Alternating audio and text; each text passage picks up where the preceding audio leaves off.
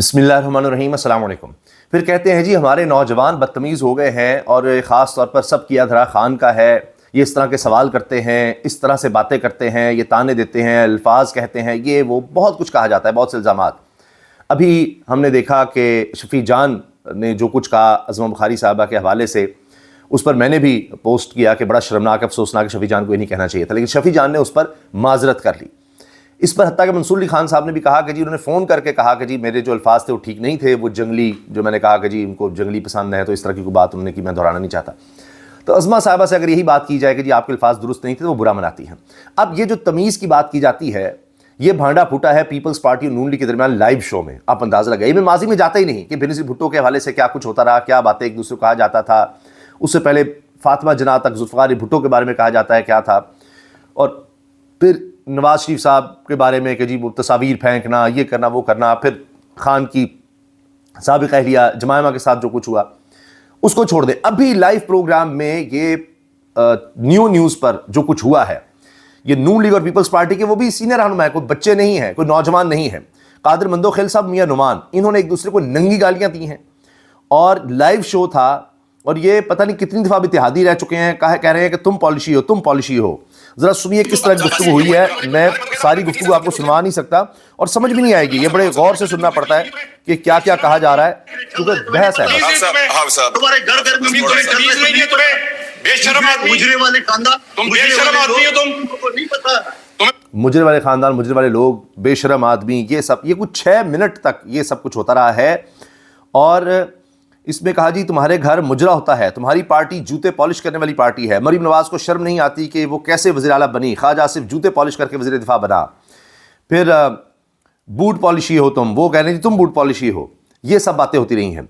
नून league की बेगैरत party है। नवाज शरीफ, मरीम नवाज और शहबाज शरीफ तीनों फॉर्म 47 पर आए हैं, हमारे पास सबूत हैं, हिंदुस्तान के एजेंट हैं और मोदी के यार हैं। अवाम इन्हें जूते मार मार के मुल्क से बाहर निकाल दे, लेकिन ये बूट पॉलिश करके अपना गुजारा कर रहे हैं। मरीम नवाज कितनी बेशरम, और मेरा मुंह ना खुलवाओ, ये पीपल्स पार्टी के मंदोखेल साहब कह रहे हैं जी तुम सब फ्रॉड हो, तुम्हारी पार्टी 2 नंबर है, तुम सब आवाम के सामने ड्रामे करते हो और अंदर जाकर बूट पॉलिश नहीं करते, बूट चाटते हो, बेगैरत फ्रॉडियो।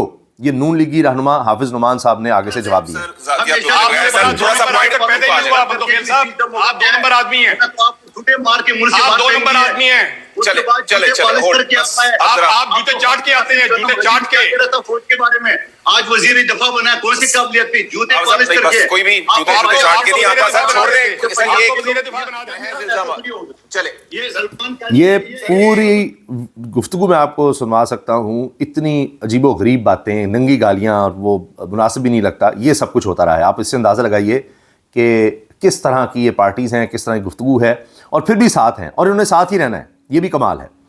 अच्छा, इसके अलावा जनाब एक और क्लिप सामने आया है जो कि हामिद मीर साहब का है, और हामिद मीर साहब उसमें बता रहे हैं कि जी खान तो ख़ुद बाहर नहीं आना चाहते, और इसमें उनकी बहनें भी ये नहीं कहती कि जी वो अब आ रहे हैं, अब आ रहे हैं। उसकी वजह यह है कि ऑफ़र तो खान साहब के पास है, मौजूद है, और मेरी खुद बात हुई, हामिद मीर साहब कहते हैं, उस बंदे से जिसने ये ऑफ़र पहुँचाई थी कि जी आप बनीगाला शिफ्ट हो जाएँ। ये सुनिए क्या कह रहे हैं। साहब को दी गई थी कि हम आपको बनीगाला भेज देते हैं, तो मैंने उनसे खुद कंफर्म किया, उन्होंने कहा हाँ ये ऑफर थी, लेकिन इमरान खान साहब ने ये ऑफर रिजेक्ट कर दी थी। और इसीलिए इमरान खान जो है वो अपनी बहनों के साथ भी यही बात करते हैं कि मैंने कोई डील करने से इनकार कर दिया और मैं भी बनीगाला जाने के लिए तैयार नहीं हूं, मैं नवाज शरीफ नहीं बनूंगा। तो ये बात बड़ी वाज़ेह है। अब वो लोग जिन्होंने उम्मीद लगाई थी कि इमरान खान रहा हो जाएंगे, उन्होंने गलत उम्मीद लगाई थी, क्योंकि इमरान खान खुद रहा नहीं होना चाहते। मामला साफ है। वो नवाज शरीफ नहीं बनना चाहते, वो जरदारी नहीं बनना चाहते, ये बात है।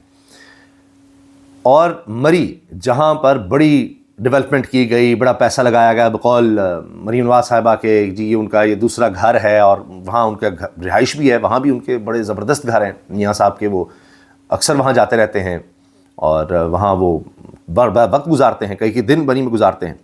तो नए साल के मौके पर वहाँ पर क्या हुआ है ज़रा सुनिए। वहाँ नारे लगे कैदी नंबर 804 के, मरी में लोग इकट्ठे हुए नए साल की खुशियाँ मनाने के लिए, उसको वेलकम करने के लिए, और नारे खान।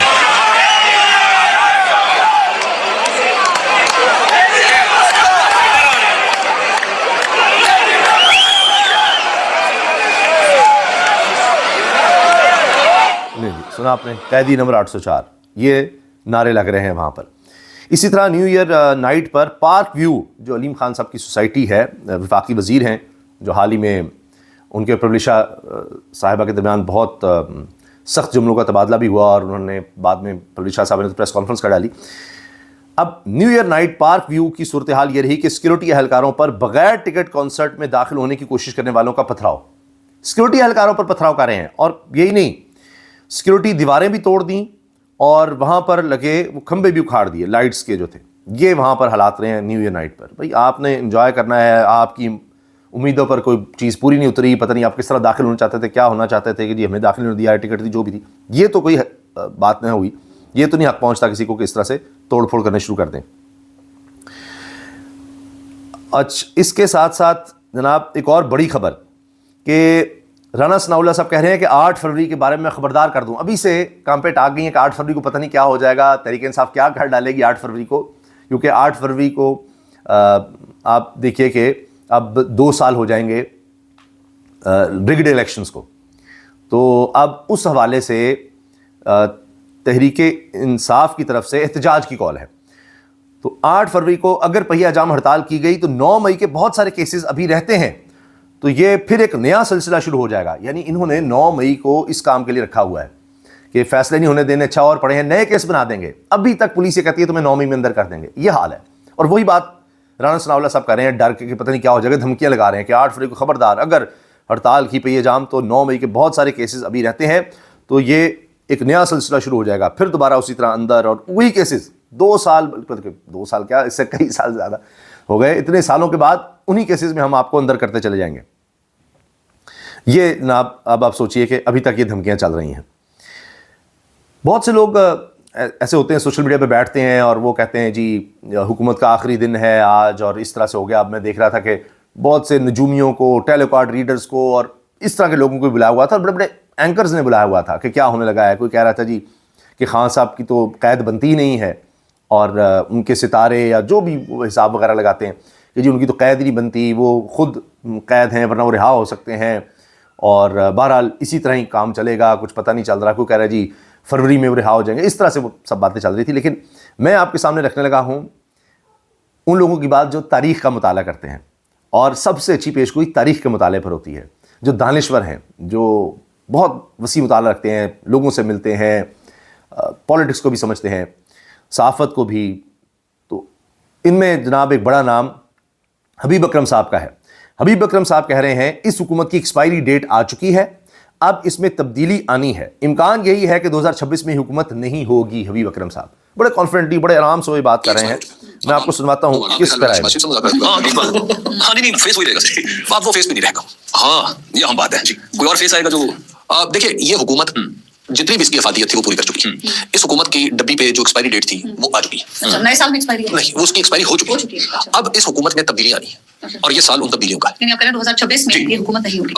امکان یہی ہے کہ یہ حکومت بس اب نہیں, چند چہرے بدلے جائیں گے, یہ پورا کا پورا نظام تو وہ مذاکرات کے ساتھ مشروط ہے. اگر مذاکرات ہو جاتے تو صورتحال ایک اور طرف چل پڑے گی, اور اگر مذاکرات نہیں ہوتے تو بھی یہ ایکسپائر ہو چکا ہے. اب آپ ان کو سمجھیں. اچھا تو یہ بتائیں صاحب, جی یہ تو ایکسپائر ہو چکے ہیں, یہ سمجھیں, ان کی کہانی تو ختم ہے. تھوڑے بہت چہرے بدلتے ہیں کیا ہوتا ہے, لیکن یہ اب سیٹ اپ جو ہے اس کی ایکسپائری ہو چکی ہے. بس اب یہ کسی بھی وقت یہ فارغ ہیں, دھڑام سے یہ سارا کچھ گر جانا ہے.